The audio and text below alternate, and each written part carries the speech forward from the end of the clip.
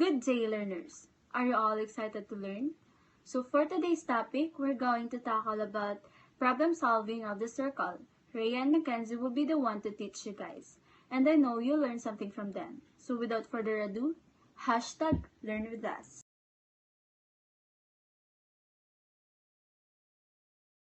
I am Rhea Jamlan, grade 11 student of Bacolod City National High School.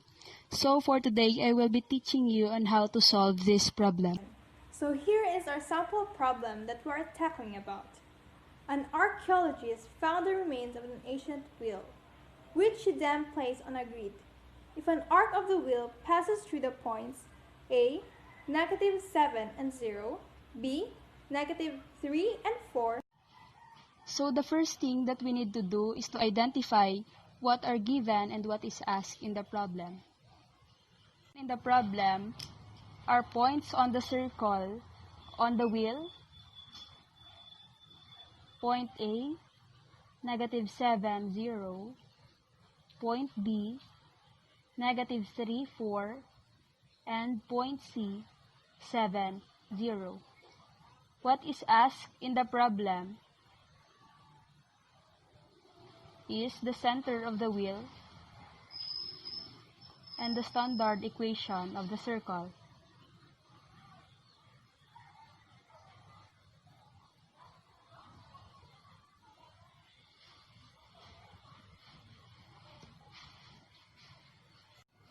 We know that the standard equation of the circle is in the form quantity x minus h squared plus quantity y minus k squared equals r squared. Since it was stated in the problem that the center is missing, so we are finding for the value of variable h and variable k in the equation. Using 1 point on the circle, we can substitute for the value and x and y. We will first use the point A. -7, minus h squared plus 0 minus k squared equals r squared. You can see that we substituted this coordinate to the value of x and y. -7 is x and 0 is y. We will use another point on the circle to substitute for the value of x and y in another equation. So we will use point B. -3 minus h squared plus 4 minus k squared equals r squared. You can see that we substituted point B, which is -3 and 4, to the value of x and y. By looking at these two equations, we can say that these two equations are equal since both of them are equal to r squared. So we can equate the two equations. Equate them. First is quantity -7 minus h squared plus quantity 0 minus k squared equals this.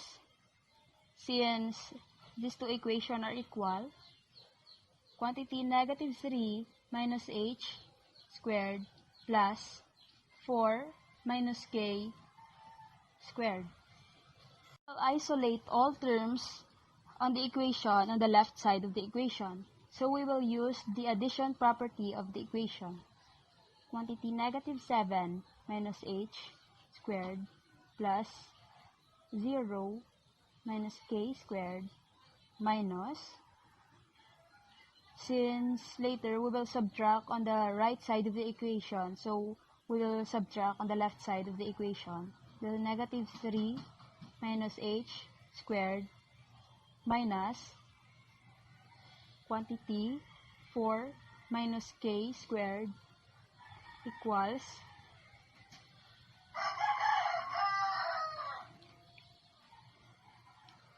negative 3 minus h squared plus 4 minus k squared minus negative 3 minus h squared minus 4 minus k squared.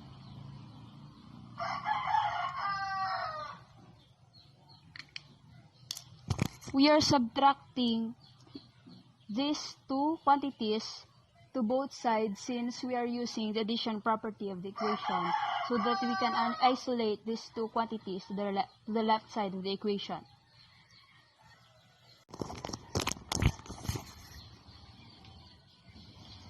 So quantity negative 3 minus h squared minus negative 3 minus h squared, quantity squared is cancelled. And also quantity 4 minus k squared minus 4 minus k squared is also equal to 0. So we have come up to negative 7 minus h squared plus quantity 0 minus k squared minus negative 3 minus h squared minus 4 minus k squared equals, since this whole terms on the right side is 0, so this equation will be equal to 0. By using 2 points on the circle, which is point A and point B, to substitute for the value of x and y, we've come up for the equation quantity negative 7 minus h squared plus the quantity of 0 minus k squared minus quantity of negative 3 minus h squared minus quantity of 4 minus k squared equals to 0. The next step that we will do is to expand the equation. So first we will expand the quantity of negative 7 minus h squared. To expand this, first we need to square the first term, then multiply the two terms and multiply it by 2. Then square the last term. Square of negative 7 is 49. Negative 7 times negative h is positive 7h times 2 is positive 14h. Square of negative h is positive h squared. Plus, square of 0 is 0. 0 times negative k is 0. 0 times 2 is negative 0. 0. Square of negative k is k squared. Then, we will expand quantity negative 3 minus h squared. Square of negative 3 is 9. Negative 3 times negative h times 2 is positive 6h. Square of negative h is positive h squared. Minus square of 4 is 16. Negative k times 4 is negative 4k times 2 is negative 8k. Square of negative k is positive k squared.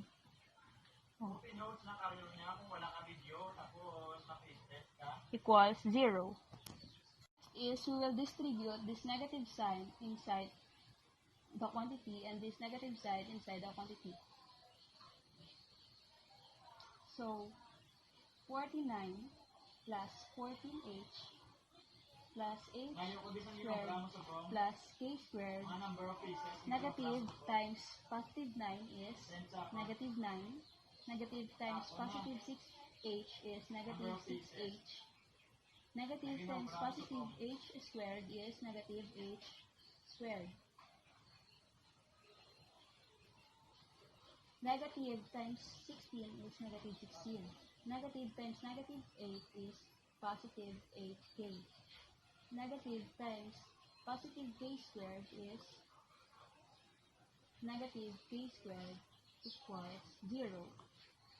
Now we will arrange them according to their exponent and variable. So first is h squared minus h squared plus k squared minus k squared plus 14h minus 6h plus 8k. Now we are left for the constant term 49 plus 49 minus 9 and minus 16 equals 0. We'll combine the same terms. H squared minus h squared is 0 plus k squared minus k squared is 0. 14h minus 6h is plus 8h plus 8k. Since 8k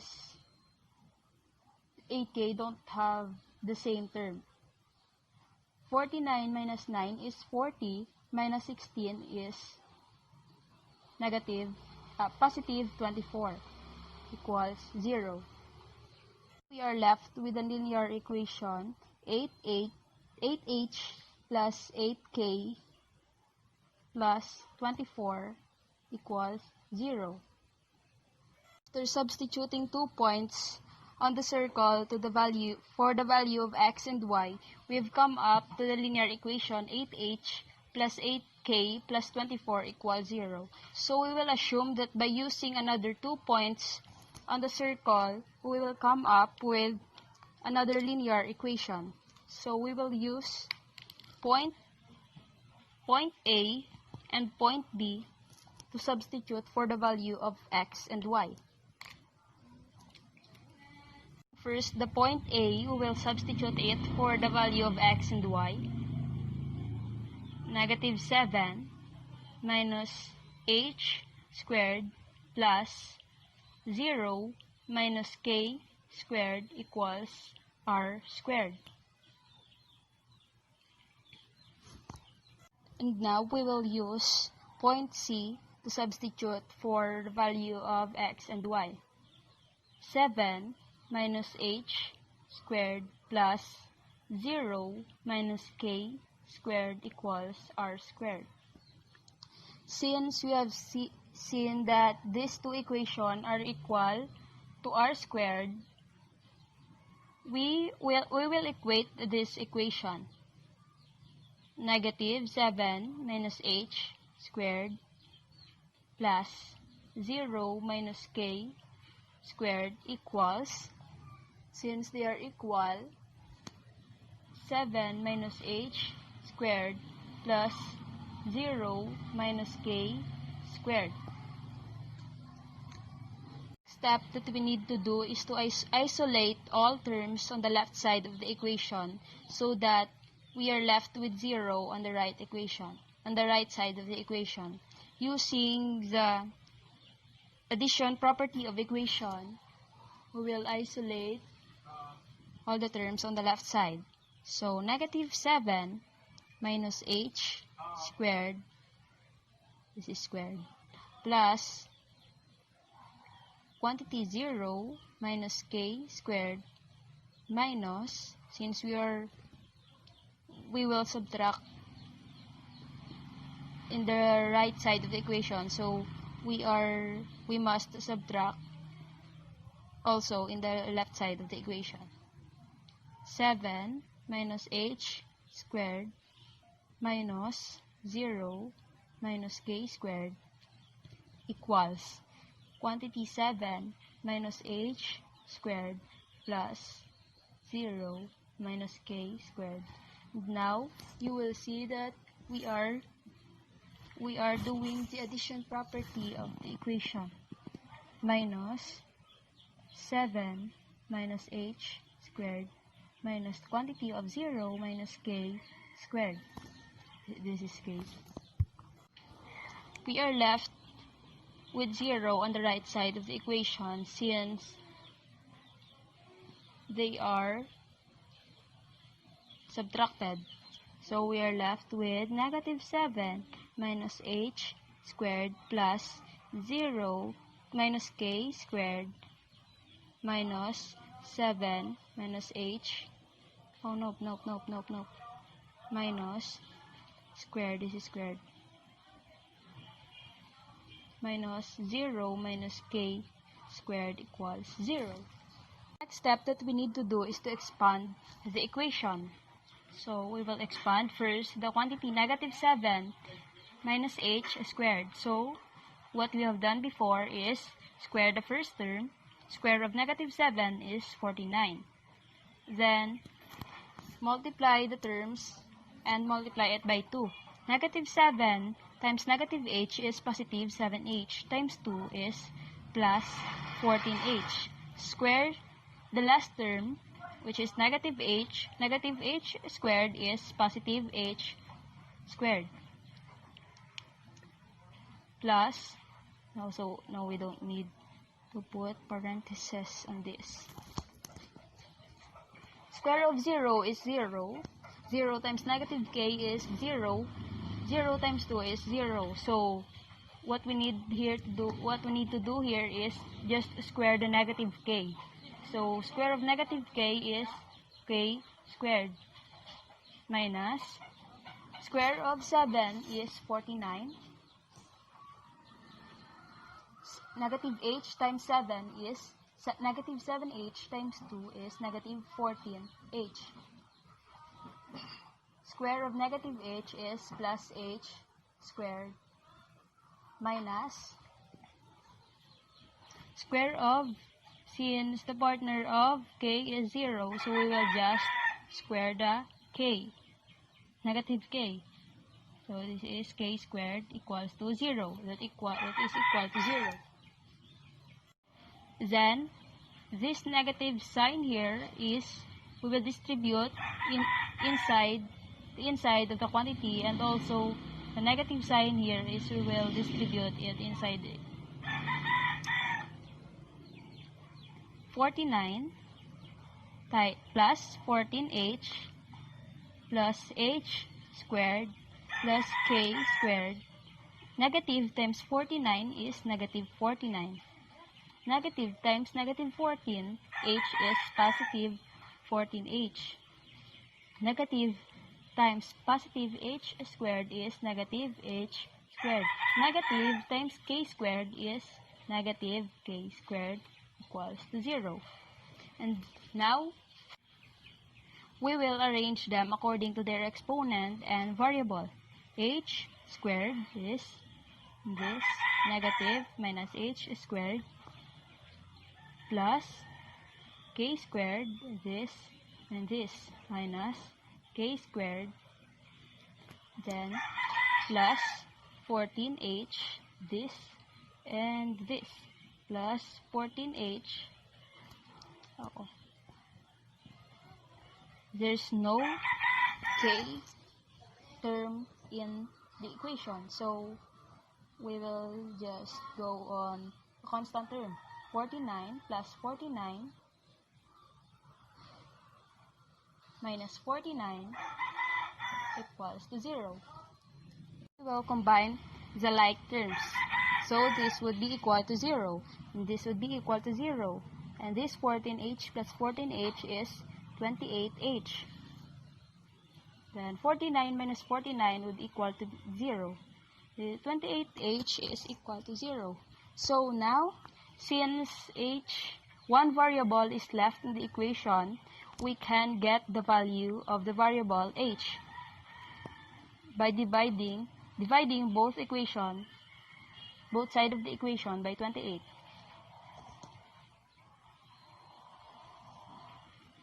28h over 28 would equal to h equals 0 over 28 is equal to 0.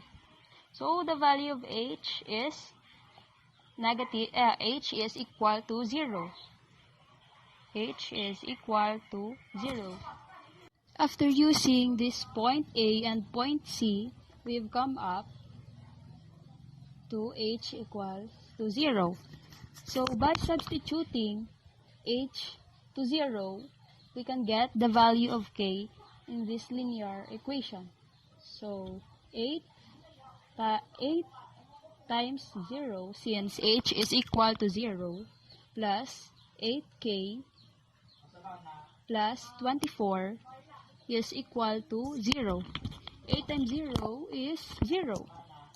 Plus 8k plus 24 equals 0. And now we will use the addition property of the equation to transfer 24 to the right side of the equation. 8k plus 24 minus 24, since we are using the addition property of the equation. Since we subtracted negative 24 in the left side of the equation, then we will also subtract negative 24 to the right side of the equation so that the equation is still equal. So 8k equals negative 24. To get the value of k, we need to isolate k here on the left side of the equation. So we will divide both sides of the equation to 8. So 8k over 8 it would be equal to k equals negative 24 over 8 is negative 3. So we've come up to the value of k. So the value of k is negative 3. Since we have the value of h and k, we conclude that the center of the circle is at the point 0, negative 3. So now we have the value for the center of the circle, which is at the point 0, negative 3. By using the point of the center and 1 point on the circle, we can find the value for our standard form of the equation. So we will use the standard form of the equation and substitute the center and 1 point on the circle. Standard form of the circle is plus y minus k squared equals r squared.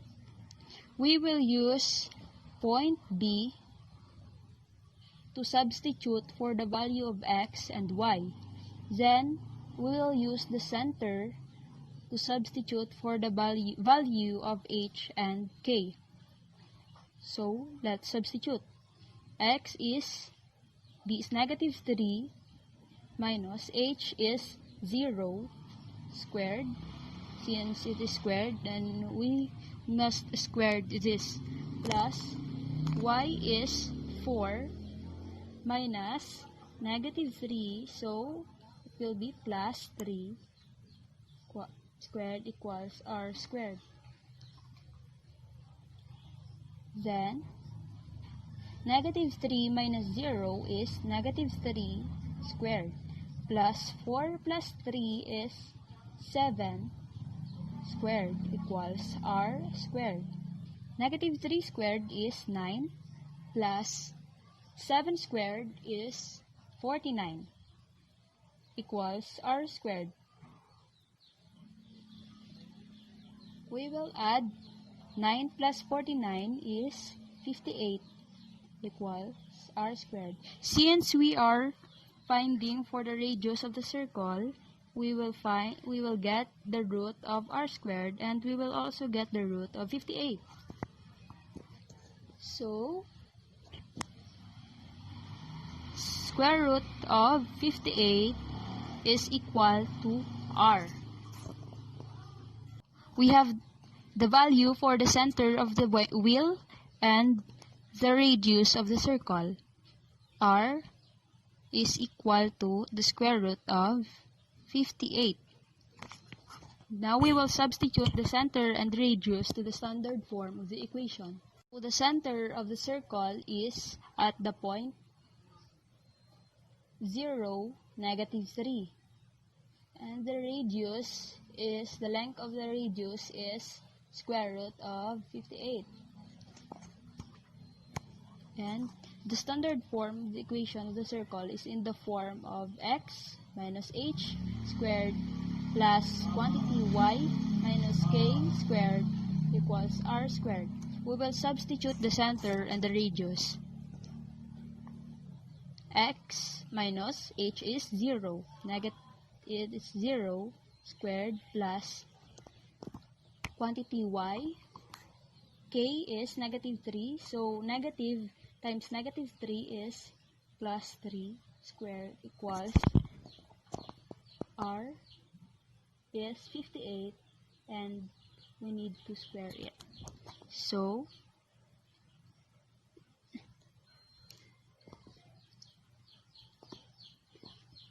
since quantity x minus 0 squared is partnered with 0, x is partnered with 0, so it will be x squared plus quantity y plus 3 squared equals square of the root of 58 is cancel this and cancel this. Then will come up to 58. So the standard form of the equation of the wheel is x squared plus quantity y plus 3 squared equals 58.